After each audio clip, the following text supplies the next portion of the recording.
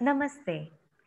Psychoanalysis and existentialism is an area as exotic as it can be.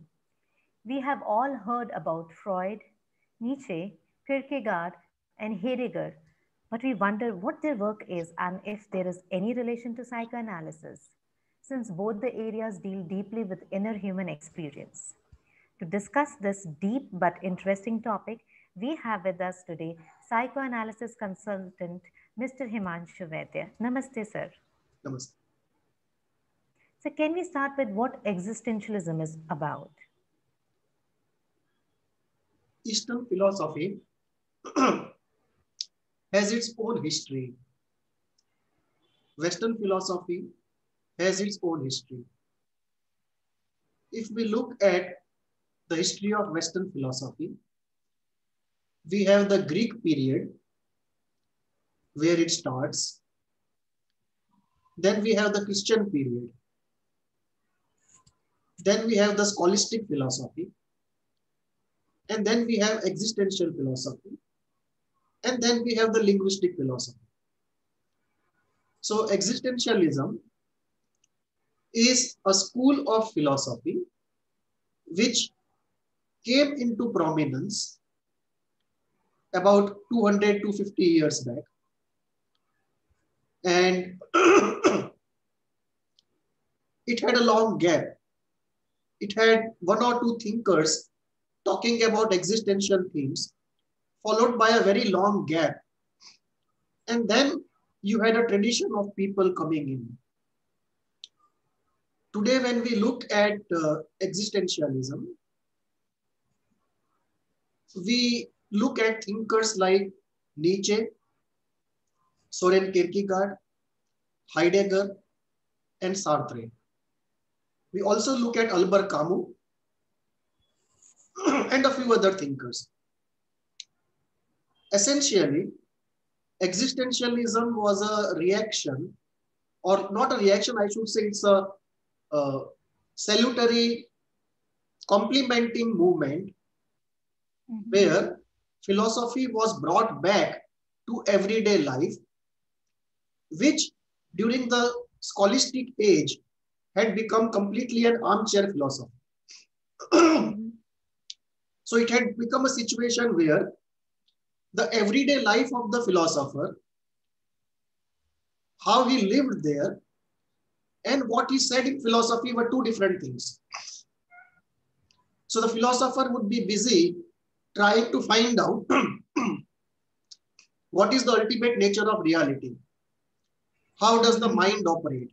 But in his everyday life, he was exactly like everyone else, making compromises, not being courageous enough. So the professional life and the personal life became two different things. And philosophy became almost like an academic pursuit, completely unconnected to everyday existence. Existentialism was a movement to bring philosophy back into everyday life. And this meant that everyday experiences were to be analyzed philosophically. And this created, in view of the scholastic thinkers, a non-serious philosophy. Because if you start philosophizing on every day, then everyday experiences are not metaphysical in nature.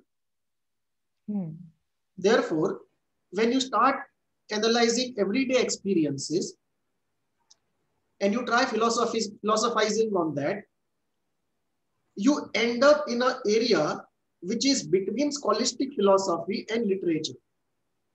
So when you read existential philosophy, at times it looks like it is an elevated form of literature.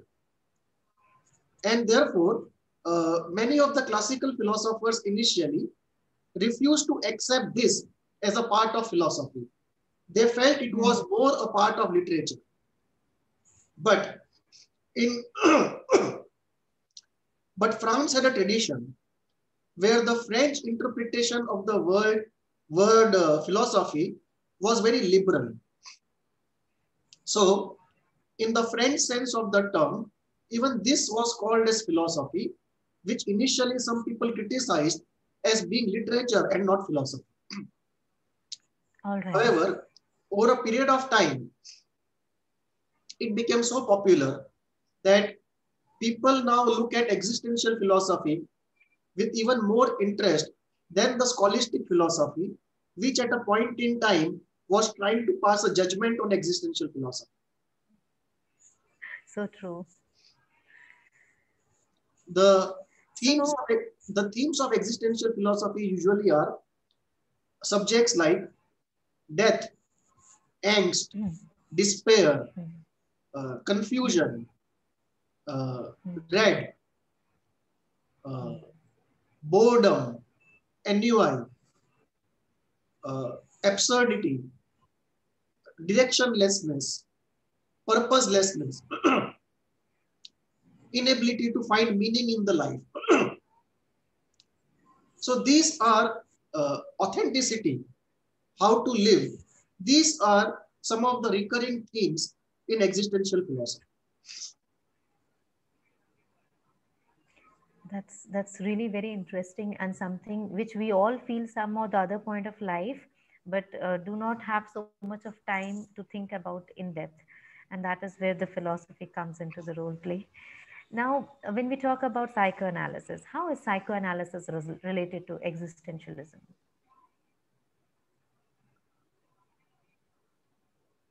Many of the psychoanalysts were deeply influenced by existential philosophers. Acha. And the themes in existentialism are also often themes in psychoanalysis. In fact, Freud once said, there is no space of the mind where the poet has not been before the psychoanalyst.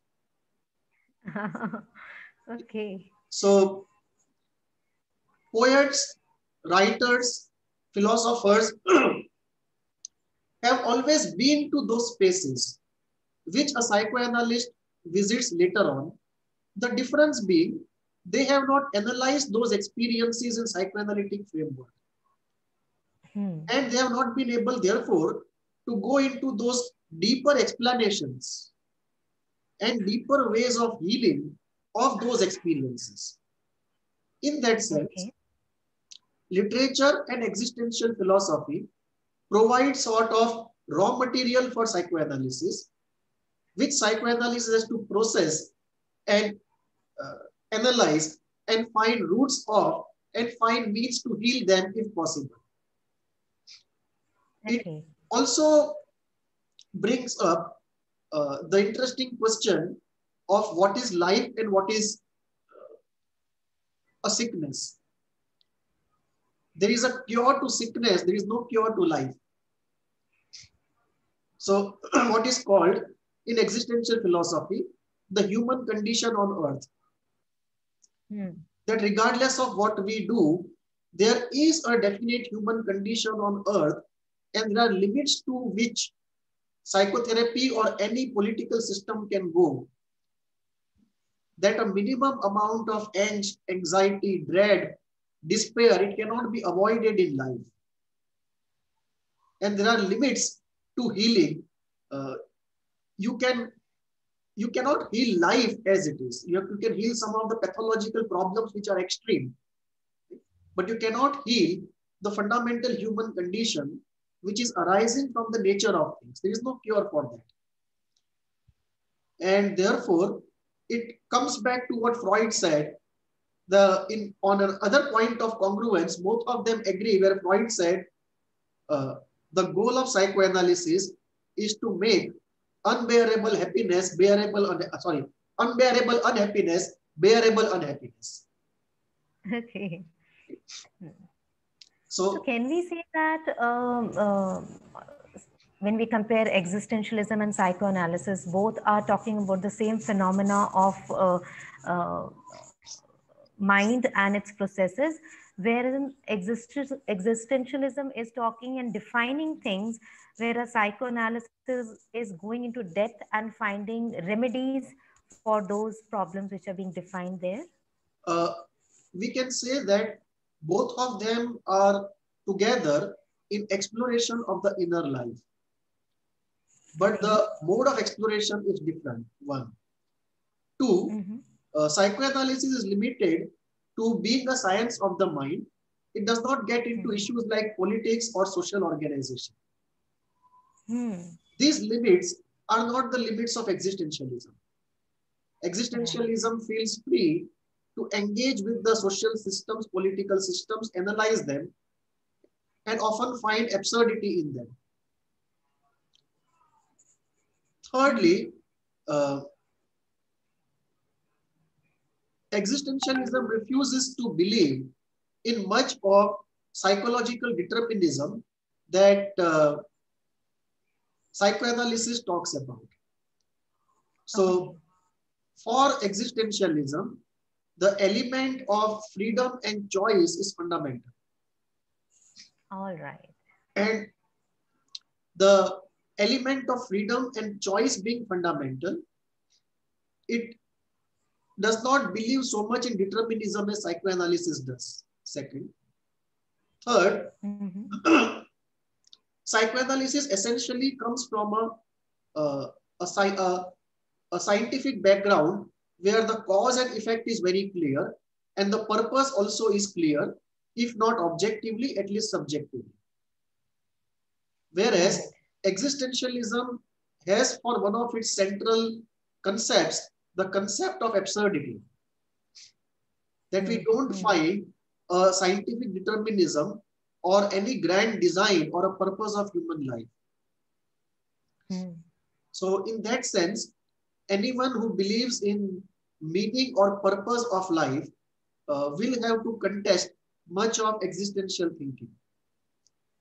Right. Also, uh, when we look at both of them, one element is clear in both of them, that both of them meet on 3 points. One, Mm-hmm. exploration of the inner world. Two, the importance of choice, personal choice. And three, the significance of authenticity.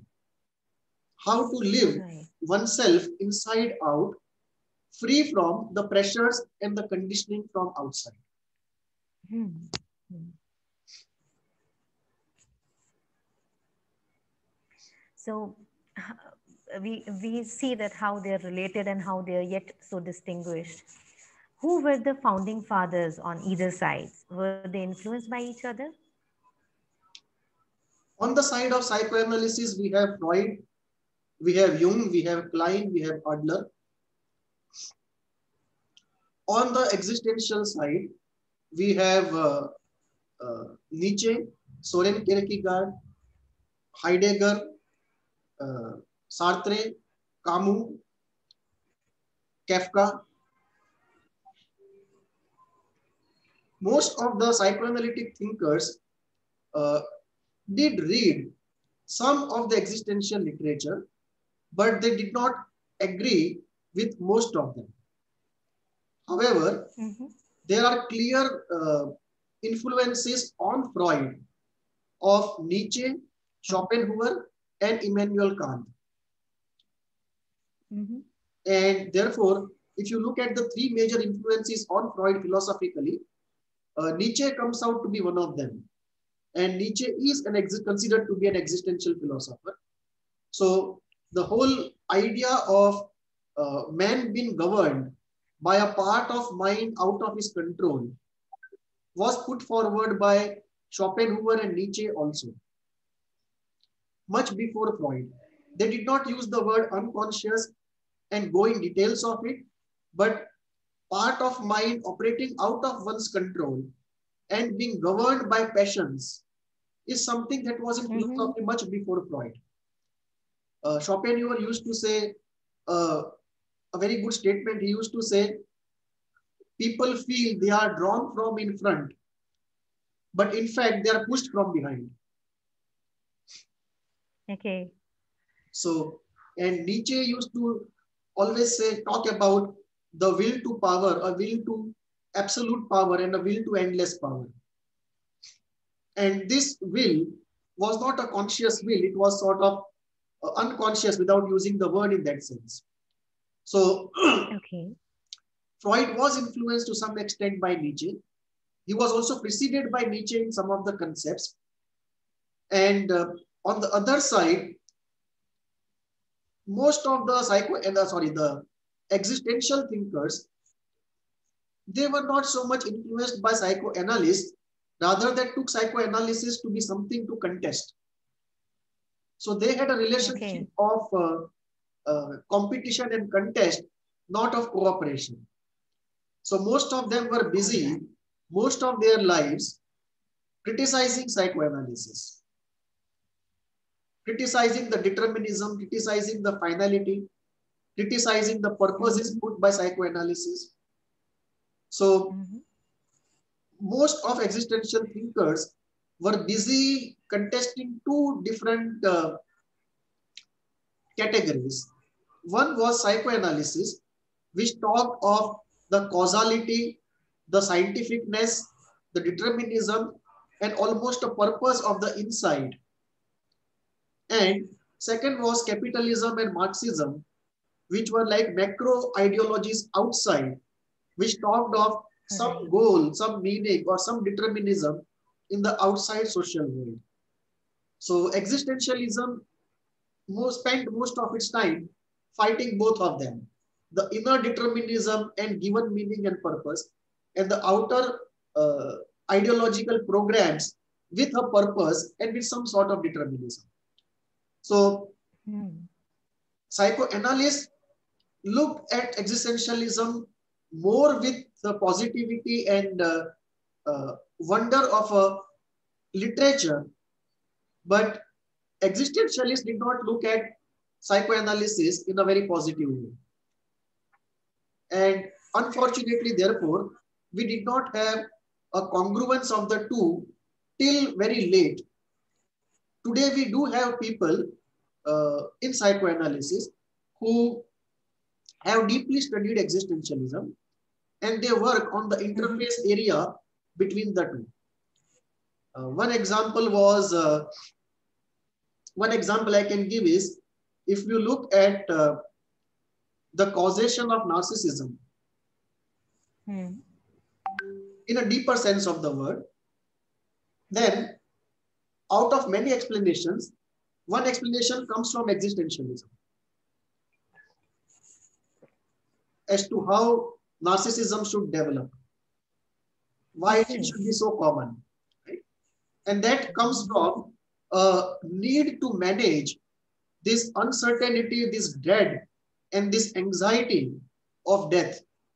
And there is no way but to deny and get into narcissistic mode to manage these fundamental existential entities which are operating in our lives. We would go crazy without using such defenses. That is one explanation coming from the existential side. So we do see synthesis slowly, but definitely in motion. That's quite an interesting one. So can we look at one idea from some of the central thinkers in existentialism and psychoanalysis and see where they meet?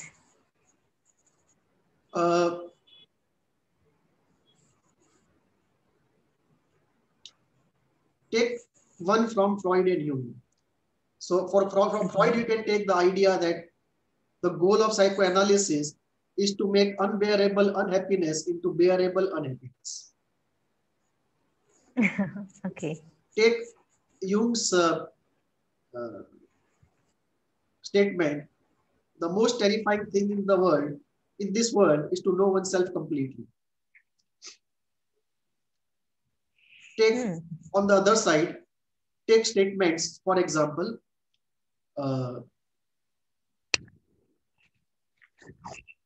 take one from Kierkegaard, who used to say about his opponents, which included people from science, academia, and classical philosophers, who used to criticize him. And he used to say, nothing can be more humiliating than to be respected by them. Okay. And take uh, Heidegger's statement of uh, living with authenticity and resoluteness, unconcerned with temporal vulgarities of calculation and public life. Or Mm-hmm. take another Heidegger statement which says, everyone is the other, no one is himself. And Mm-hmm. take um, uh, Albert Camus' statement that the only philosophical question is the question of suicide. Okay. Now, these were some of the very popular statements, and around such statements, the edifice of thinking and thoughts was created in existentialism and also in psychoanalysis. If we try to combine the two and try to find the points of confluence or at least some points of compare contrast interest, we find certain themes which are common. The first is Mm-hmm. the deep exploration of the inner world, which is common to both. Second is the difficult feelings of absurdity, despair, sadness, gloom, angst, meaninglessness, the search for meaning, the search for one's authentic self. That before one can start living an authentic life, one has to find out what one actually is.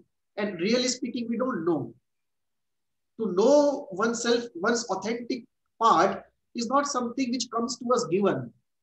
It is not like hands and legs we are born with. We have to work hard to search for it. So to find out the what is the authentic personality inside of us, and then one can start to live an authentic life so far as possible. These are some of the common themes where there is also a commonality of pessimism, let me say, that both psychoanalysis and existentialism share a lot of pessimism between them. Uh, in psychoanalysis, except for Jung, uh, we can see, except for Jung and Code, most of them share explicitly or implicitly a very pessimistic view of human nature, and that continues in existentialism also, where the uh, difference comes in is this. Psychoanalysis looks at uh, traumas which are created by pathological events, which are event based and which can be healed, compared with existentialism, which looks at the source of trouble not in a pathological traumatic event, but in the very condition of life, in the very human condition that one is thrown into. And therefore, uh, the commonality is in in exploration of these difficult feelings, difficult ideas, and in exploration of one's authenticity. These are the common grounds. And the differences, of course, are in terms of what one thinks to be a sickness and what other calls as the very human condition. Hmm. What one psychoanalysis looks at something deterministic, while existentialism looks at it more like a open literary event. In that sense, uh, there is more of a postmodern flavor to existentialism, whereas there is more of a flavor of modernity to the uh, psychoanalytic movement. One more element that we can find common between the two are the people about which we can talk slightly later. People who govern these movements. And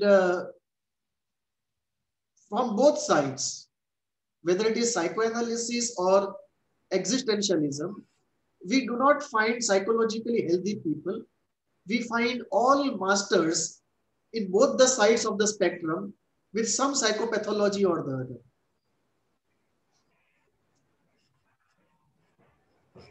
Um, So how do the two disciplines look at each other?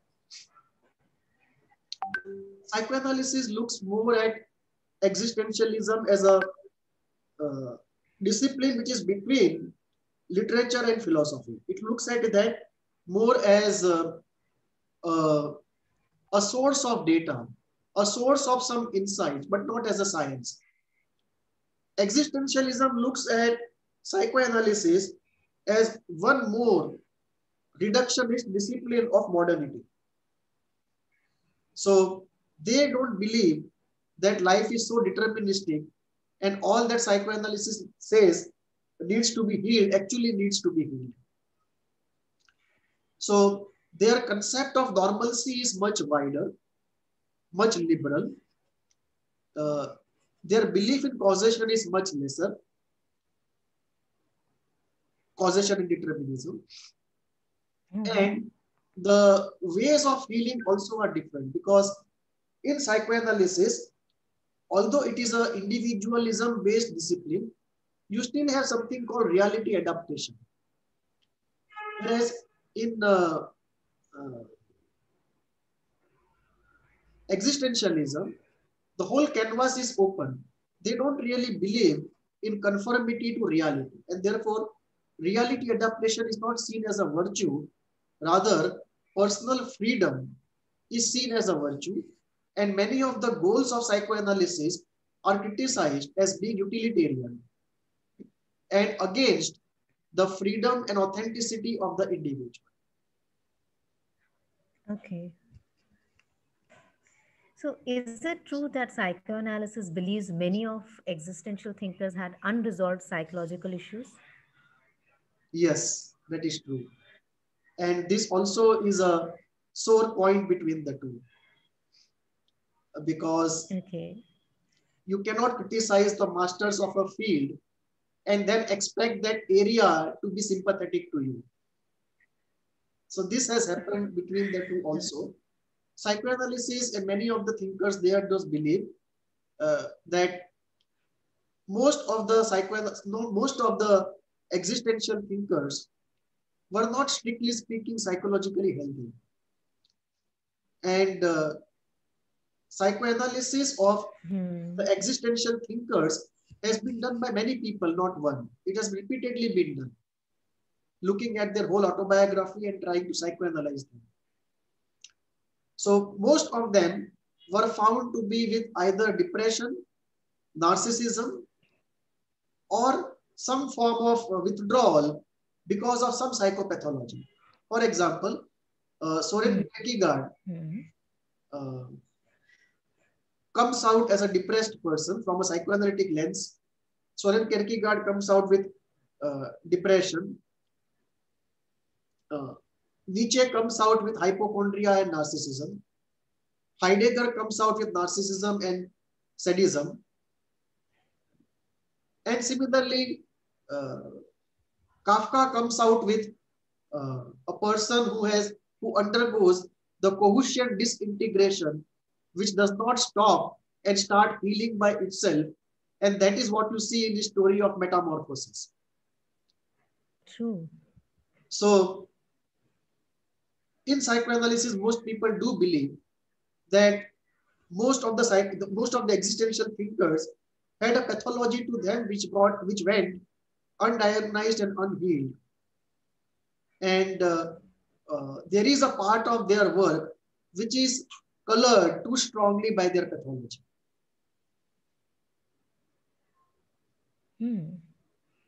That's quite deep again.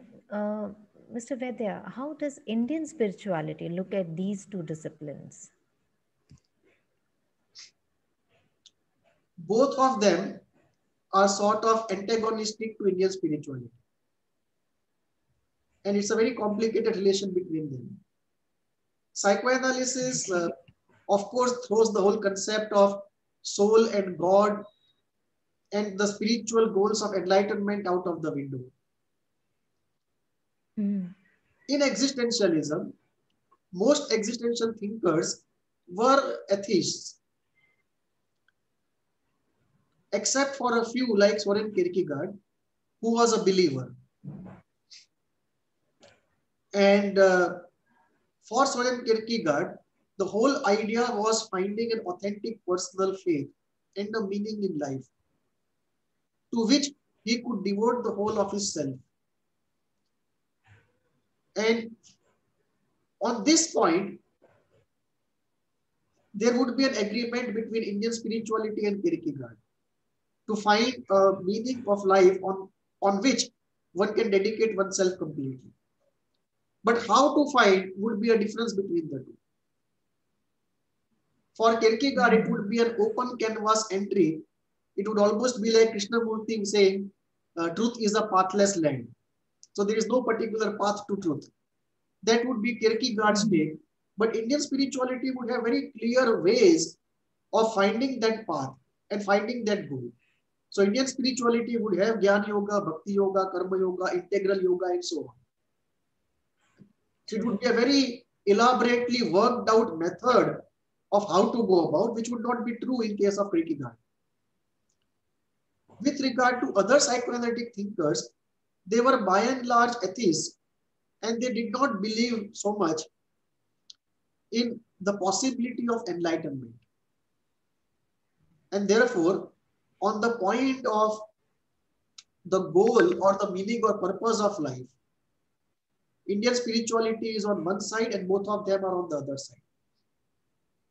How to find what one's authentic personality is, on that point, the three are together, but how to find it in process terms, again, the three are different. Psychoanalysis has its own way of finding the meaning of life. Existentialism has its own way, and Indian spirituality has its own way. Not way, but ways actually. Many ways. On the point of what to do, what techniques to employ for self-knowing and self-transformation. So psychoanalysis has its own frame and its own tools. Existentialism is more like an open exploration. And Indian spirituality has its own mystical and spiritual tools and paths. So in exploration of the inner world, in finding one's authenticity, in finding a meaning, in undertaking self-transformation, again in process terms, all the three are different. Again, it comes back to the whole concept of guru and tradition, the guru and the spiritual tradition. On that point, again, all the three are different. Indian spirituality believes in the whole idea of the guru and the tradition, the value of tradition, especially the traditional knowledge in spirituality and mysticism. Psychoanalysis and existentialism don't look at it with much respect. So they are very critical of that entire heritage. So on that point, again, the three are very different. Spirituality also looks at existentialism as being a phase of self-development between intellectual phase of life and the spiritual phase of life. That one starts as a normal person, gets into something profound, maybe intellectual, maybe artistic, maybe social, something profound. And after that, there comes an existential phase and it ends, and then one gets into the spiritual phase. That is how Indian spirituality looks at it. It's a sort of a pre-spiritual preparation for some people, not for everyone. Some people go straight to spirituality, but for some, the route is from intellectual to existential to spiritual. However, existentialism or psychoanalysis does not look at that journey in that particular way. And Indian spirituality says that if you are trapped for a very long time in existentialism, it is a dysfunctional station that you have got yourself stuck at. So it is better to move out of it and proceed towards mysticism and spirituality. All right. So how do you look at this entire picture? To me, all the three are very interesting. I have been deeply involved in all the three. And I feel it is an unfortunate thing that the three have not come together. They should have come together. In my own thinking and work, I do take all the three together. I see great merit in all the three. I see great merit in the confluence of all the three.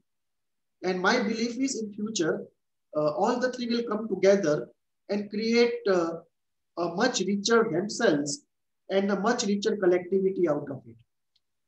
Uh, how can we look at it in more specific terms? Psychoanalysis can benefit from existentialism in widening itself and getting out of that very narrow silo kind of a framework and space into which it has constrained itself. Existentialism needs to appreciate the causality and the healing knowledge of psychoanalysis and not dismiss it without having considered it deeply enough. And that will help address many of the so-called intractable existential problems, which are not actually intractable. There are psychoanalytic tools to tackle those problems. Everything is not the human condition on earth. There are many problems which can be tackled using psychoanalytic tools. And for Indian spirituality, I think it provides an overarching framework in which both of them, psychoanalysis and existentialism, can fit in terms of their process knowledge. So in terms of psychoanalysis, it provides a detailed process knowledge of some of the chakras or the phenomena of chakras talked of in spirituality. For example, the Freudian school provides a very good process knowledge of the Swadhisthana. The Kleinian school provides a very good process knowledge of the Muladhara. Adler's school provides a very good process knowledge of the Manipur chakra. Cognitive therapies and cognitive behavioral therapies, they provide a very good process knowledge of the Ajna chakra. So in that overall structural framework of Indian spirituality, the process knowledge, the scientific process knowledge can fit in and enrich the whole thing. And existentialism does two things. One, it puts an honest, authentic check on the magical, imaginary, and narcissistic excesses of spirituality, which often happen knowingly or unknowingly. So with existential spirit and with existential inquiry, we can limit and keep the spiritual area pure of these three difficulties which seep in unknowingly in by and large every spiritual circuit or every spiritual institution. And the process knowledge is very important so that we combine the macro process knowledge of Indian spirituality with the micro process knowledge of psychoanalysis. And at times, even the micro process knowledge of Indian spirituality, which is even more micro than psychoanalysis, and combine the two.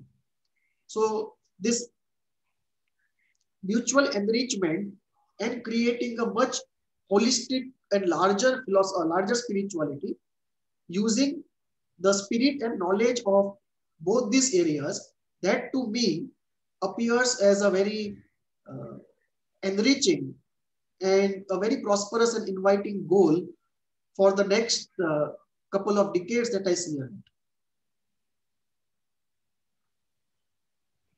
Very rightly said, Mr. Vaidya, that symbiosis of all the three, the existentialism, psychoanalysis, and Indian spirituality would provide an application and a framework for processing and enriching the purpose of human life. Thank you so much for sharing your time and knowledge with us today. Thank you, Mr. Vaidya. We have discussed today the foundational concept in the area of psychoanalysis and existentialism. In coming episodes, we shall go deeper into the area. Do write to us at hvindia@gmail.com. Namaste. Namaste.